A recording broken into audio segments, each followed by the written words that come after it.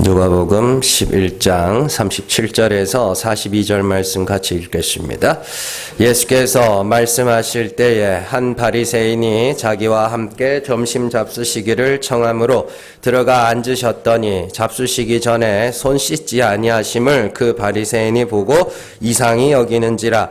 주께서 이르시되 너희 바리새인은 지금 잔과 대접의 겉은 깨끗이 하나 너희 속에는 탐욕과 악독이 가득하도다. 어리석은 자들아, 겉을 만드시니가 속도 만들지 아니하셨느냐. 그러나 그 안에 있는 것으로 구제하라. 그리하면 모든 것이 너희에게 깨끗하리라. 화 있을진저 너희 바리새인이여, 너희가 박하와 운양과 모든 채소의 11조는 드리되 공의와 하나님께 대한 사랑은 버리는도다. 그러나 이것도 행하고 저것도 버리지 말아야 할지니라. 아멘. 누가복음 96번째 시간입니다. 깨끗하게 하는 구제입니다. 거기 42절에 보시면 공의와 하나님께 대한 사랑 이렇게 되어 있는데, 하나님의 사랑과 공의라는 뜻입니다. 공의라는 건 크리시스라 그래서 판결, 결정 이런 뜻입니다. 그래서 하나님의 사랑과 공의, 이거를 잊어버렸다 이렇게 이야기를 해야 되는데, 자, 최근에 제가 한 글을 읽고 많은 생각을 했던 적이 있습니다. 노숙자의 술병을 빼앗는 것은 천사일까 악마일까 이런 주제에 대한 글이었습니다. 서울역 같은 데 가면은 노숙자들이 굉장히 많은데 그분들은 항상 술을 끼고 삽니다. 그들이 술을 먹는 이유는 알코올 중독 때문이 아닙니다. 알코올 중독 때문이 아니라 자꾸 먹다 보니까 알코올 중독이 걸린 거고, 술을 먹는 이유는 길에서 자면 굉장히 춥습니다. 여름에도 춥거든요. 그래서 자려고 먹는 겁니다. 그걸 못 먹으면 못 자요. 추워서. 그렇기 때문에 그들은 술을 먹지 않으면 잠을 잘 수가 없어서 돈이 생기면 제일 먼저 하는 일이 술을 사는 일입니다. 그렇기 때문에 그들의 술병을 빼앗는 것은 그들에게 있어서 잠을 자지 못하게 하는 일이죠. 그렇다고 해서 그들이 술을 먹는 것을 그대로 보고만 있다면 그들의 건강뿐만이 아니라 노숙을 끝내고 정상인의 삶으로 돌아올 가능성도 굉장히 희박해지는 것이죠. 그렇기 때문에 어떤 사람은 술병을 빼앗아야 된다, 어떤 사람은 빼앗으면 안 된다, 그렇게 이야기를 합니다. 우리가 보통 남 얘기하듯이, 자세한 사정 모르고 남 얘기하듯이 그러면은 뺏는 게 천사지 그런데 그 깊이 들어가면 그게 아니라니까. 자, 그래서 어떻게 보면 노숙자의 술병을 빼앗는 것은 그들에게 잠을 빼앗는 것과 같은 것이기 때문에 그 사람들은 악마처럼 여겨질 수도 있습니다. 반대로 어떻게 보면 술을 끊고 다시 정상인의 삶을 살도록 하기 위해서는 술병을 빼앗는 것이 천사처럼 보일 수도 있습니다. 그러나 이 과정에서 또 하나 생각해 볼 문제가 있습니다. 내가 술병을 빼앗는다고 해서 과연 그 노숙자가 다시는 술을 안 마실 것인가에 대한 문제죠. 내가 과연 그 사람의 술을 끊게 만들 수 있을까? 내가 과연? 우리 집에 있는 사람 술도 못 끊게 하는데 그렇잖아요. 또한 노숙자의 입장에서 봤을 때 자기를 생각해서 술병을 빼앗는 사람을 과연 천사로 볼까? 악마로 볼까? 그래서 도리어 술을 사 먹는 돈을 주는 사람이 더 천사처럼 여겨지지 않을까, 이렇게. 최근에도 기사가 한번 났었습니다. 이 노숙자들에게, 노숙자 쉼터 있잖아요. 거기서 추운 데서 진짜 영하 10몇 도씩 내려갔을 때 추운 데서 이러고 있지 말고 노숙자 쉼터 가시라고. 얼어 죽어도 거긴 안 간대요. 그럼 나는 왜 그러니까 그 사람들의 사고방식은 우리가 이해가 안 되는 거예요. 자, 여러분들 어떻게 생각하세요? 어느 게 천사 같으세요? 자, 여러 가지 상황들을 고려해 보면 쉽게 답을 내릴 수가 없는 겁니다. 이와 비슷한 예로 2015년에 뉴욕타임즈에서 설문조사를 한 적이 있습니다. 아주 귀엽게 생긴 남자 아기입니다. 아기. 조그만 아기의 사진을 보여주면서 이 아기의 이름이 아돌프 히틀러라고 이야기를 합니다. 그리고 그 사람들에게 묻죠. 이 아기를 죽일 수 있겠습니까? 그러니까 사람들이 그 설문에 많은 사람이 응답했습니다. 죽일 수 있다가 42%고 죽일 수 없다가 30%고 모르겠다가 28%입니다.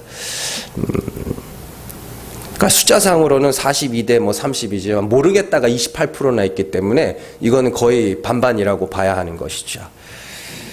자, 또 전쟁터의 의사가 적군을 치료하는 것에 대해서도 이런 딜레마가 생기게 되는 것이죠. 의사로서 환자를 돌보는 것이 의사의 사명이라면 적군을 치료하는 것이 맞지만, 그러나 이 적군을 살려놓으면 이 적군이 되살아나서 더 많은 아군을 죽일 수가 있단 말이죠. 그런 딜레마에 빠져가지고 이걸 살려야 되나 죽여야 되나 그런 고민들을 하기도 합니다. 자, 근데 어떻게 생각하세요? 아기 히틀러를 죽이는 사람은 천사일까요? 악마일까요? 아니면 의사로서 적군을 살리는 의사는 천사일까요? 악마일까요? 이런 딜레마는 일반적인 윤리학에서 굉장히 사람들에게 많은 생각을 하게 만드는 그런 주제들이죠. 그런데 조금 더 근본적으로 들어가서 사람들이 이런 것들을 갖고 해야 되나 말아야 되나를 고민하는 이유가 있습니다. 이렇게 사람들 마음 안에는 좀 이렇게 극률의 마음이 있기 때문에 고민을 하는 겁니다. 그래서 그냥 단순하게 숫자상으로 계산만 하면 그 정도가 아니라 극률의 마음이 있기 때문에 어떻게든 이 노숙자가 정상인의 삶을 살았으면 좋겠다. 아니면 참 안타깝지만 그래도 이렇게 오늘 밤에라도 잠을 잘 자야지. 이런 마음들, 극률의 마음이 있기 때문에 이런 고민을 하는 것이죠. 이처럼 이 극률의 마음을 갖고 어느 것이 더 좋은 길일까? 그렇게 고민하면서 그 사람들에게 좋은 길을 알려주는 걸 구제라고 합니다. 구제. 우리가 구제라고 하면 단순히 불쌍한 사람을 도와주는 것, 못 가진 사람을 도와주는 것만 생각하기 쉽지만 성경이 말하는 구제는 잘못된 길을 가는 사람들을 올바른 길로 옮겨주는 것도 구제에 해당하는 겁니다. 오늘 말씀해 보시면 예수님께서 41절에 그러나 그 안에 있는 것으로 구제하라. 그리하면 모든 것이 너에게 깨끗하리라. 이렇게 있습니다. 그러니까 구제, 여기서 안에 있는 것을 어떻게 구제해요? 네, 아무것도 없는데.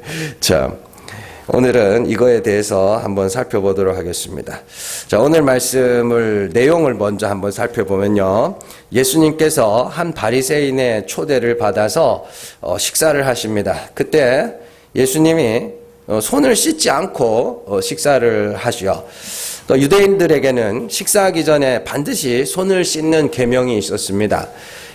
이는 성전에서 제사장들이 하나님께 제사를 드리기 전에 물로 자기를 씻는 그걸 그냥 확대 재생산이라고 하죠. 그래서 저 성전에서 일어나는 정결 예식을 그대로 집안에다가 옮겨다가 하는 그런 예식인 것이죠.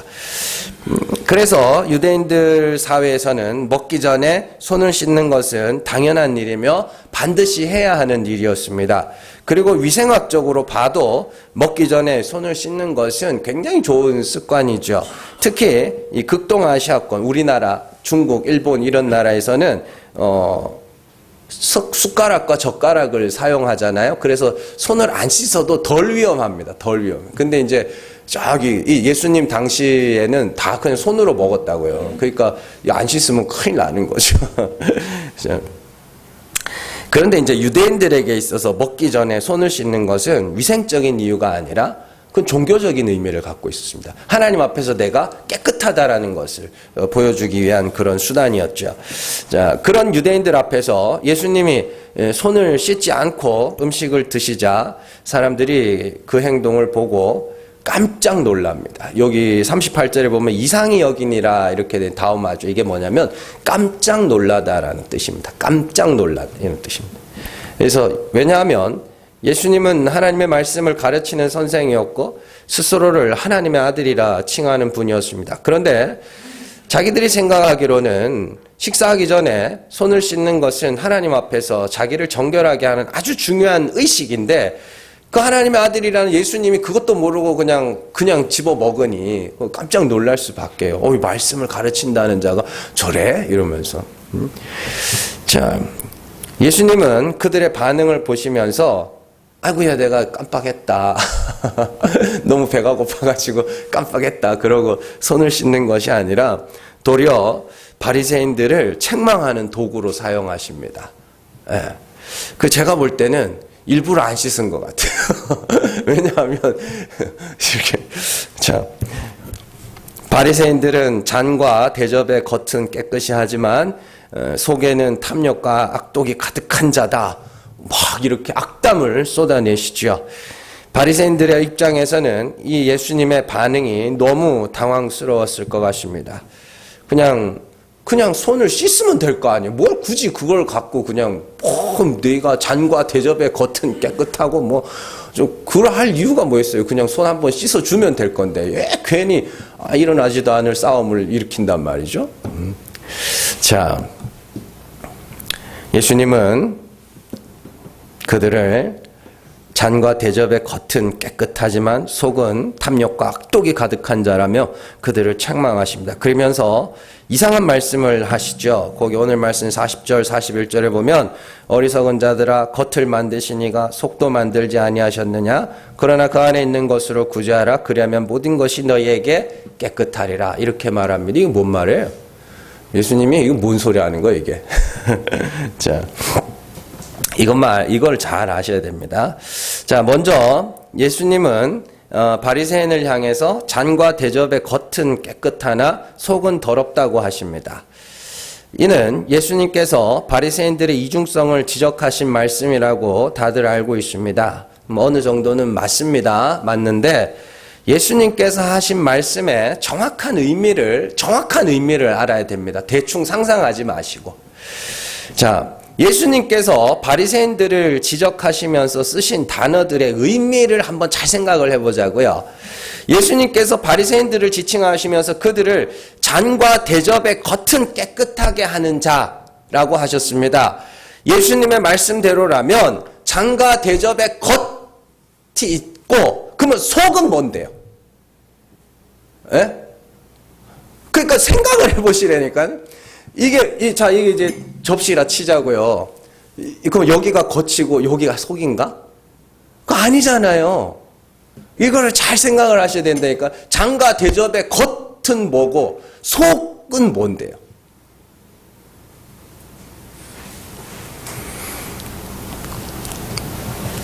예수님의 말씀대로라면 잔과 대접의 겉이 있다면 속도 있다는 뜻입니다. 그러면 이제 잔과 대접의 겉은 알겠는데 속이 뭘까요? 에? 지난 시간에 제가 잠깐 언급을 해드렸지만 잔과 대접 같은 그런 그릇 종류는 그 속에 무엇을 담느냐에 따라서 그 용도가 결정된다고 말씀드렸죠. 그래서 잔과 대접의 겉은 그 그릇 자체라면 속은 그것이 담고 있는 것입니다. 담고 있는 걸 속이라고 하는 거예요. 지금 바리새인들은 율법의 계명을 확대하여 식사할 때까지 손을 씻어가면서까지 자기들을 깨끗하게 하려고 합니다. 예수님은 그런 바리새인들의 모습을 보면서 그게 바로 잔과 대접의 겉을 깨끗하게 하는 거야. 네가 그렇게 율법을 열심히 지키는 것이 잔과 대접의 겉을 깨끗하게 하는 거야 라고 말씀을 하시죠.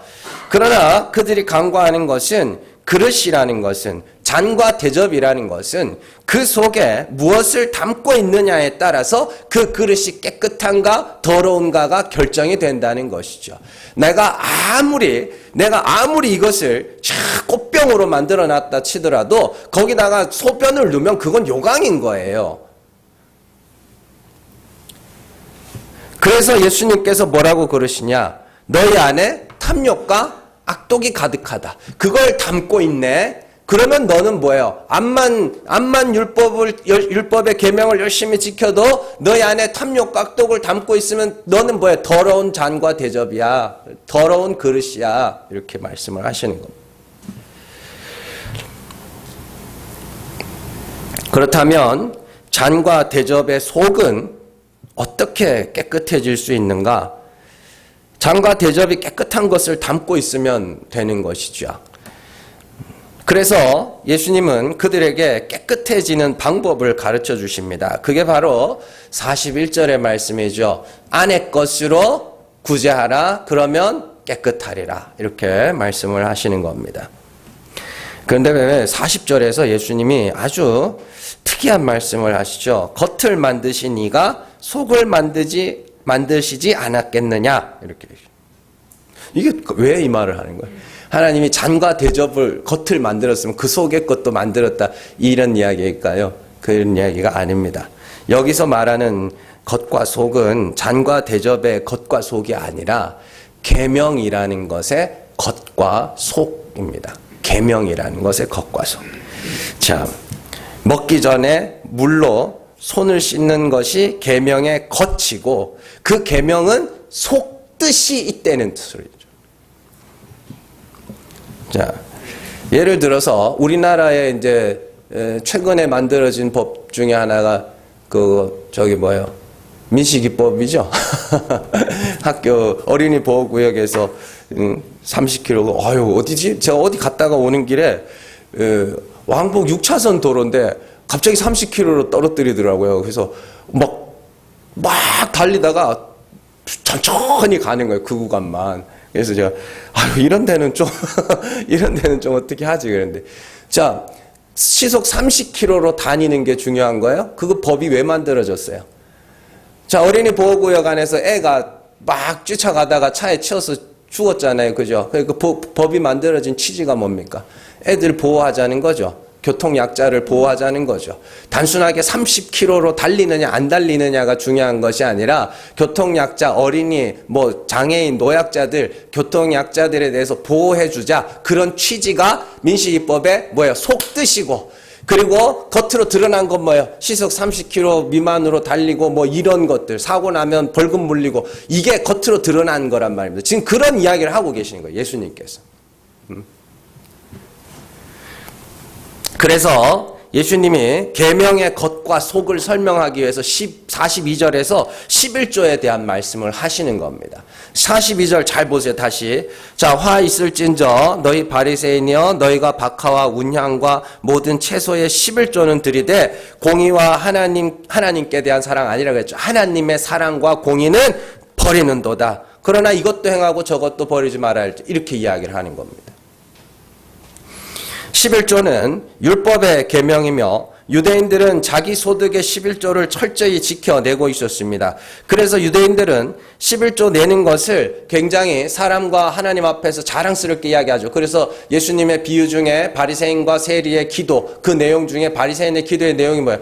나는 소득의 11조를 드리고, 이게 나와 있죠. 거기 하나님 나 11조 잘 드리는 사람입니다. 그렇게 이야기를 하죠. 그 정도로 11조는 정말로 그들이 하나님 앞에 있어서 아주 큰 희생을 치르는 그런 계명이었습니다. 자, 그런데 이 11조 계명은 하나님의 공의와 사랑이라는 내용을 담고 있다는 것이요. 정확하게 말하면 그 11조를 통해서 하나님의 공의와 사랑을 뭐 하는 거예요? 기억하는 도구입니다. 기억하는 도구. 성찬을 통해서 우리가 뭘 기억해요? 우리가 성찬을 통해서 예수 그리스도의 죽으심과 예수 그리스도의 죽으심과 그가 오실 때까지 그의 죽음을 전하는 것. 그게 성찬을 하는 이유이며 목적인 속뜻이라는 걸 마찬가지입니다. 11조를 통하여 하나님의 사랑과 공의를 기억하는 용도인 것이죠. 그러니까 단순하게 11조만 내놓고 내가 하나님 내 소득에 11조 드렸으니까 잘했죠. 이게 중요한 게 아니고 그 11조를 하면서 하나님의 사랑과 공의를 기억하는 것이 중요한 거라는 것이죠.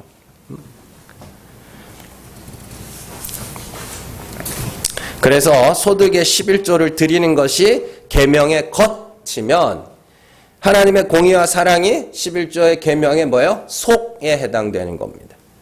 그렇기 때문에 겉의 것을 열심히 하여 아무리 잔과 대접을 깨끗하게 해도 11조 계명 안에 있는 하나님의 공의와 사랑을 제대로 알지 못한다면 그것은 온전한 11조라 할 수 없는 것이죠. 이는 11조와 관계된 구약의 기사들을 보면 왜 이런 말씀을 하시는지 알 수 있습니다. 11조는 구약 성경에 크게 두 번 나오죠. 첫 번째는 아브라함이 전쟁에서 이기고 돌아왔을 때 멜기세덱에게 11조를 바친 사건입니다. 당시에 동방의 4개국 연합군이 소돔과 고모라와 아드마와 소아를 쳐들어옵니다. 그때 롯이 소돔에 살고 있었는데 그 전쟁에서 소돔이 지는 바람에 롯이 붙잡혀 가게 됩니다. 그때 아브라함이 집에서 기른 자 318명을 데리고 가서 그 동방의 4개국 연합군을 이기고 돌아올 때 멜기세덱이 아브라함을 축복하고 아브라함은 그에게 11조를 드립니다. 이 사건이 왜 중요하냐면 네 나라가 연합해서 군대를 끌고 온 겁니다. 네 나라가. 그러면 318명으로는 절대로 이길 수가 없는 겁니다. 지금 이쪽 가나안 땅에 있는 소돔과 고모라, 아드마, 소알 이 나라들이 합쳐서도 못 이겼다니까요. 근데 318명 데리고 가가지고 이기고 돌아온 겁니다. 그러자 멜기세덱이 뭐라고 하는가? 창세기 14장 18절에서 20절 말씀 같이 읽습니다. 살렘왕 멜기세덱이 떡과 포도주를 가지고 나왔으니 그는 지극히 높으신 하나님의 제사장이었더라. 그가 아브라함에게 축복하여 이르되 천지의 주제이시오 지극히 높으신 하나님이여 아브라함에게 복을 주옵소서. 너희 대적을 내 손에 붙이신 지극히 높으신 하나님을 찬송할지로다 하매 아브라함이 그 얻은 것에서 10분의 1을 멜기세덱에게 주었더라. 아멘. 여기서 중요한 말씀이 20절 말씀입니다. 너희 대적을 네 손에 붙이신 지극히 높으신 하나님을 찬송할지로다. 전쟁한 건 누구예요? 아브라함과 318명이죠. 근데 네가 절대로 이길 수 없었던 싸움인 거 알지? 이 말이에요. 하나님께 찬송하라는 건 너가 싸워서 네가 이길 거라고 생각한 거 아니지? 이 말이에요. 그러니까 단순하게 가서 롯과 가족들만 빼온 게 아니라니까요. 그 나라, 그 군대, 4개 나라 연합군을 완전히 무너뜨리고 모든 소유들을 다 돌려받았다니까요. 그래서 아브라함이 자기가 생각해도 이거는 내가 한 게 아닌 거예요. 내가 한 게 아닌 거예요. 그래서 멜기세덱이 야, 너희 대적을 네 손에 붙이신 하나님을 찬송할지로다. 그러니까 다 그렇죠. 이 전쟁은 하나님이 이기신 거죠. 라고 하면서 11조를 멜기세덱에게 바치는 그런 겁니다. 그러니까 그 전쟁에서 이긴 것 자체가 하나님의 사랑과 공의가 그대로 나타난다는 이야기죠. 그래서 11조를 드리면서 뭘 하나님이 이기게 하셨구나. 그 아브라함이 그걸 인정하는 애. 그게 구약의 아브라함의 11조입니다. 레위인에게 바친 11조도 마찬가지입니다. 두 번째 11조 계명이 이제 하나님께서 출애굽하시면서 주신 11조의 계명인데요. 자, 온 이스라엘은 레위 자손들에게 11조를 주라고 합니다. 왜 하나님은 레위 자손들에게 11조를 주라고 하셨어요? 레위 자손은 이스라엘에 처음 난 것들을 대신해서 하나님께 바쳐진 자들입니다. 자, 6월절 밤에 애굽에 처음 난 것들 다 죽었죠. 그러나 이스라엘에 처음 난 것들은 어떻게 해요? 그들도 죽었어야 합니다. 그러나 6월절 염소 그 피가 발린 집 안에 있으면 그들이 산 거죠. 그래서 원래는 죽었어야 할 이스라엘의 처음 것들을 대신하여 레위 지파가 하나님께 드려지고 이스라엘 백성들은 레위 지파를 볼 때마다 뭘 생각해요? 6월절 그 밤을 기억하는 겁니다. 6월절 그 밤을 기억하면서 그 양이 죽어 내가 산 거지. 그 양이 죽어 내가 산 거지. 그 양의 피가 발린 집안에서 내가 산 거지. 그걸 기억하는 용도로 11조를 레위인에게 바친 겁니다. 그리고 레위인에게도 11조를 받아서 11조에 11조를 바치라고 합니다. 왜냐하면 그들도 그 양의 죽음으로 말미암아 산자들이기 때문이죠. 민수기 3장 45절 말씀 같이 읽습니다.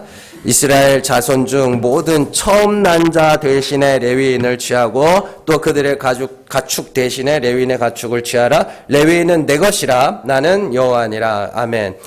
이스라엘 자손 중 처음 것, 모든 처음 난 자를 대신하여 레위인을 받아. 왜냐하면 이 모든 처음 난 게 뭔데요? 원래 죽었어야 될 거예요. 6월절에 죽었어야 될 거예요. 그래서 그들은 살려줬잖아요. 하나님이. 사랑으로, 은혜로, 공의로 살려줬잖아요. 그러니까 그걸 대신에 레위인을 하나님이 거두어 가시고 그들에게 11조를 바치라고요. 그럼 결국에는 기억하는 용도입니다. 이처럼 레위인에게 바친 11조도 6월절에 베푸신 하나님의 사랑과 공의를 기억하며 감사하는 의미로 주신 것이고, 아브라함에게 바친 11조도, 아브라함이 멜기세덱에게 바친 11조도 같은 내용이죠. 이처럼 11조 계명은 하나님의 사랑과 공의라는 내용을 담고 있는 겁니다. 겉으로 드러난 계명은 소득의 11조를 내라는 것이고, 속에 담긴 내용은 하나님의 사랑과 공의를 기억하라라는 의미인 것이죠. 이런 건 사실 많습니다. 우리가 6월 6일 되면은 현충일이잖아요. 그러면은 조기 개항하라 그러죠. 조기는 이렇게 다 태극기를 끝까지 올리지 말고 반쯤 내려가지고 이제 뭐 조기를 개항하라. 그거 왜 하라 그래요? 예? 순국 선열들에 대해서 기억하는 용도로 그러죠. 그러니까 그걸 갖다가 태극기만 올려놓고 뭐 그러면 돼요? 간첩질하면 안 될 거 아닙니까? 그런 겁니다. 모든 그런 의식이나 그런 것들에는 다 의미가 있다니까요. 그걸 알아내는 겁니다. 그래서 11조를 내면서 하나님의 공의와 사랑을 기억해라. 그것이 뭐예요?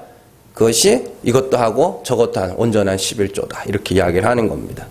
그래서 예수님께서 겉의 것을 주신 하나님께서 속의 것은 주지 않았겠느냐 말씀하시면서 11조에 대한 말씀을 하시면서 이것도 하고 저것도 하라 이렇게 말하는 거죠. 그러니까 중요한 것은 이렇게 됩니다. 그럼 구약의 이야기를 다시 오면 예수 그리스도로 말미암아 내 죄가 사함 받았음을 기억하고 감사하는 의미로 헌금도 하고 11조도 하세요. 그게 아니면 그 정신이 빠지면 어떻게 되느냐면 그 의미가 빠지면 하나님의 사랑과 공의라는 의미가 빠지면 어떻게 되냐면 나는 했고 너는 안 했고 이렇게 돼버리는 거예요. 그게 율법주의로 빠지는 길인 것이죠. 자, 그렇다면 다시 오늘 본문 말씀으로 돌아와서 식사할 때 손을 씻는 계명에는 어떤 속뜻이 있어요? 식사하기 전에 손을 씻는 계명은 제사장들이 성전에서 물로 씻는 것에서 유래한 계명이라고 말씀드렸죠. 그렇다면 제사장은 왜 제사를 드리기 전에 물로 씻었어요? 그건 뭐 두 가지 의미가 있는데 첫 번째는 모든 인간은 부정한 자라는 뜻입니다. 이게 히브리서에 보면 나와요. 제사장은 하나님 앞에서 구별된 사람들이었죠. 그러나 그들이 하나님 앞에서 구별된 자라 할지라도 그들은 하나님이 그들을 택하여 세우신 것이지 그들 자체가 뭔가 특별한 자가 아닙니다. 그렇기 때문에 제사장들도 뭐 해야 돼요? 자기를 위하여 제사를 드려야 되고 자기 몸을 씻어야 되는 것이죠. 두 번째로 이게 이제 진짜 중요한데 그들이 깨끗하게 씻어야 하는 것은 손이나 발이나 얼굴이 아니라 그들의 마음이라는 것입니다. 그렇다면 깨끗한 마음이 뭐예요? 깨끗한 마음. 그러니까 좀 동화책 같은 거 상상하지 마시고 깨끗한 마음이 뭐예요? 응? 깨끗한 마음이라는 건 하나님만 의지하는 마음입니다. 예, 깨끗한 마음의 반대말은 더러운 마음이라고도 하는데 두 마음. 하나님한테 하나, 나한테 하나. 쉽게 설명드리는 거예요. 하나님한테 하나 걸치고 있고 나한테 하나 걸치고 있고 두 마음. 그걸 더러운 마음이라 하는 거고 하나님께로만 향해 있는 그 마음. 그게 깨끗한 마음입니다. 그걸 마음이 씻겼다라고 이야기를 하는 것이죠. 그래서 이건 이제 우리가 다음 주에 배울 겁니다. 다음 주에 배울 건데 바리새인들의 마음에 악독과 탐욕이 가득하다 그랬죠. 그들이 정말 막 악독한 저걸 다 죽여버려야지 이런 마음을 갖고 있었을 것 같으세요? 두 마음이 악독과 탐욕이라고요. 두 마음이. 두 마음이 뭐예요? 그러면 뒤에 보면 나옵니다. 예습해 오세요. 자, 그렇다면 어떻게 사람의 마음이 깨끗해지는가? 하나님을 알면 됩니다. 하나님의 사랑과 공의를 알면 됩니다. 예수께서 나타내신 하나님이 어떤 하나님이요? 죽은 자를 살리시는 하나님이죠. 그래서 그 하나님을 알면 내가 어떻게 돼요? 내가 죽은 자임을 알게 되고 그래서 하나님의 다시 살리심만을 바라보게 되죠. 그걸 깨끗한 마음이라 그래요. 네 안에 나쁜 생각하고 이런 도덕적인 깨끗한 마음이면 나는 죄인이라 하나님이 불쌍히 여겨주셔야만 구원에 이룰 수 있습니다. 그게 깨끗한 마음이라고요. 에베소서 5장 26절 같이 읽습니다. 이는 곧 물로 씻어 말씀으로 깨끗하게 하사 거룩하게 하시고. 야고보서 4장 8절 말씀 같이 읽습니다. 하나님을 가까이 하라. 그리하면 너희를 가까이 하시리라. 죄인들아 손을 깨끗이 하라. 두 마음을 품은 자들아 마음을 성결하게 하라. 아멘. 여기서 성결하게 하라는 말, 깨끗하게 하라는 말입니다. 성결이라는 단어가. 그래서 에베소서에 보면 사도 바울이 사람을 깨끗하고 거룩하게 하는 게 뭐예요? 물. 그죠? 그리고 물을 뭐라 그래요? 말씀. 하나님입니다. 물로 씻어 말씀으로 깨끗하게 하사 거룩하게 하시고. 이게 이 물이 무슨 물? 막 그냥 밥 먹기 전에 씻는 그 물이겠네요. 말씀, 진리의 말씀, 참 하나님입니다. 야고보 역시도 마찬가지죠. 하나님을 가까이 하라. 그러면 너희를 가까이 하시오. 하나님을 어떻게 가까이 하는데요? 하나님이 어떤 분이라 그래요? 가난한 자를 믿음에 부욕해 하여 하나님 나라를 유업으로 주시는 분이라 그러죠. 그럼 하나님을 어떻게 가까이 해요? 가난한 자가 되면 되겠네요. 그렇잖아요. 하나님이 죽은 자를 살리시는 분이에요. 어떻게 하면 하나님이 가까이 해요? 내가 죽으면 하나님이 살리셔야 할 죽은 자가 되면 되네요. 하나님 약할 때 강함이 되신 하나님이라 그래요. 하나님을 어떻게 가까이? 내가 약한 자가 되면 되겠네요. 그게 말씀의 능력이 여러분들 안에서 나타나는 거라고 늘 말씀을 드리고 있습니다. 내가 죄인이구나. 내가 죄인이구나. 난 정말 하나님이 불쌍히 여기셔야 구원에 이를 수 있는 자구나. 이걸 깨닫는 것이 죽는 거고 약해지는 것이며 그렇게 설명하는 것이죠. 그게 마음이 깨끗한 자들이죠. 그것이 물로 손을 씻는 계명이 가진 속뜻입니다. 그래서 예수님이 이제 41절에서 안의 것으로 구제할 수 있으면 그가 깨끗한 자라 이렇게 이야기를 합니다. 구제는 어려운 사람을 도와주고 잘못된 길을 가는 자들을 올바른 길로 인도하는 것이 구제라 그랬죠. 그러면 구제하기 위해서는 내가 구제할 수 있는 것이 내 안에 있어야 되겠죠. 그렇잖아요. 그 이야기입니다. 그래서 어려운 이웃을 도와주려면 내가 뭐가 있어야 돼요? 아니, 돈이 있어야 도와줄 거 아닙니까? 돈이 없으면 구제도 못한다니까요. 네? 올바른 길로 인도하기 위해서는 내가 올바른 길을 알아야 될 거 아닙니까? 그게 구제죠. 그래서 안의 것, 그 안의 것으로, 안의 것을 알면, 안의 것을 알면 그것으로 어떻게 사람을 구원에 이르게 할 수 있겠네요. 그 안의 것으로 구제할 수 있으면 너희가 깨끗한 자야. 왜냐하면 그 안의 것이 없으면 구제도 할 수 없으니까요. 그래서 그 안의 건 뭐예요? 하나님의 공의와 사랑입니다. 하나님의 사랑과 공의. 그걸 잘 알면 그것으로 다른 사람들을 구제해줘. 이렇게 이야기를 하는 것이죠. 그래서 이 안의 것으로 구제한 자가 성경에 하나 나옵니다. 그게 바로 사도 베드로죠. 베드로가 성전 민문에 앉아서 구걸하고 있는 그 나면서 안전뱅이 된 자를 만납니다. 이 사람이 기도하러 올라가던 베드로와 바울을 보면서 뭔가 얻을 것이 있나 해서 이제 주목해서 봅니다. 그때 베드로가 이 사람을 보고 했던 유명한 말이 있죠. 사도행전 3장 5절에서 6절 말씀 같이 읽습니다.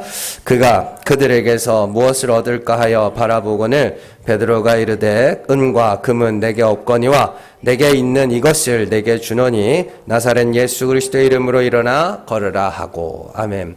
그가 얻고자 한 게 뭐예요? 그 은과 금. 근데 그건 내가 없어. 근데 내 안에 다른 게 있어. 너를 구제할 수 있는 다른 게 있어.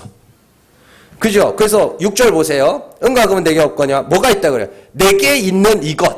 내게 있는 이것을 줄게. 나사렛 예수 그리스도의 이름. 그거 줄게. 단순하게 그가 안전병에서 일어난 게 중요한 게 아닙니다. 그 뭐 앉았다가 일어났다고 그 사람이 뭐 천국 가는 거 아니거든요. 그건 그가 그 구원의 징표로서 하나님이 역사하셨다는 하나의 징표이고 표적일 뿐이지 그게 그 사람이 그 앉은 자리에서 일어난 것이 그가 구원받았다는 증거는 아닙니다. 중요한 것은 예수 그리스도의 이름, 나사렛 예수 그리스도의 이름, 그건 내가 뭐예요? 내가 갖고 있어, 그건. 근데 내가 이거 줄게. 그게 진짜 구제라니까요, 그게.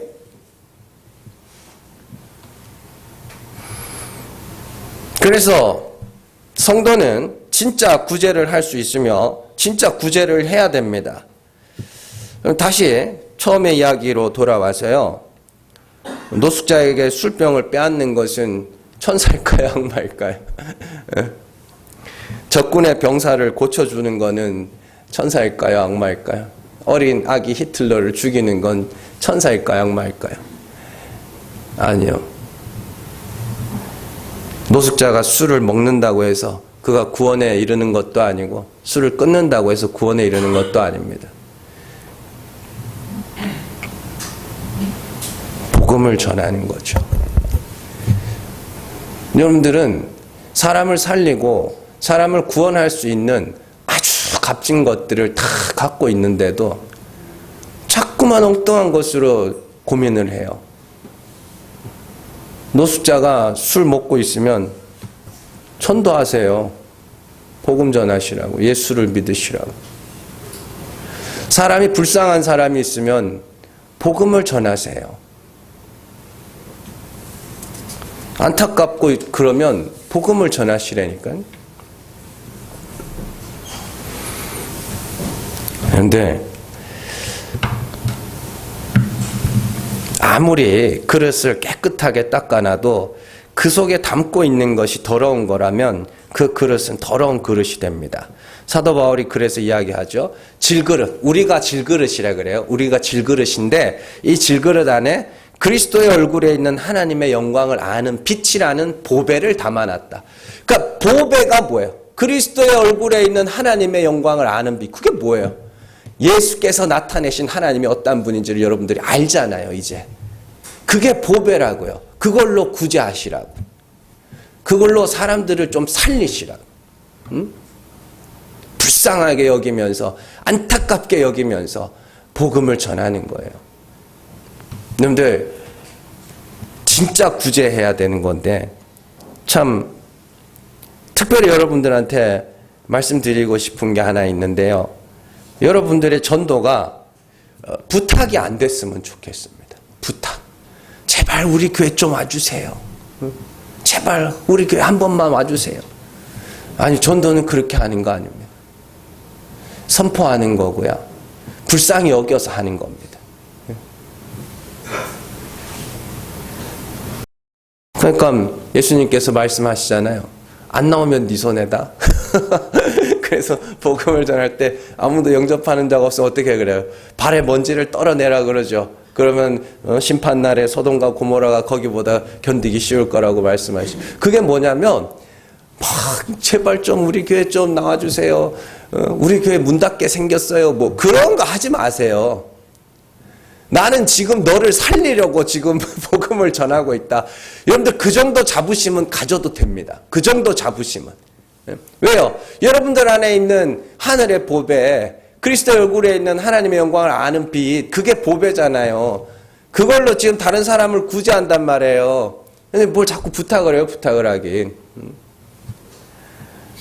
진짜 자부심 갖고 진리의 빛을 비추세요. 그것이 하나님이 우리를 이 땅에서 남겨놓으신 여러 가지 이유들 중에 하나입니다. 정말로 안에 있는 것으로 많은 사람들을 구제할 수 있는 깨끗한 성도들 되시기를 주님의 이름으로 축원합니다. 기도하겠습니다.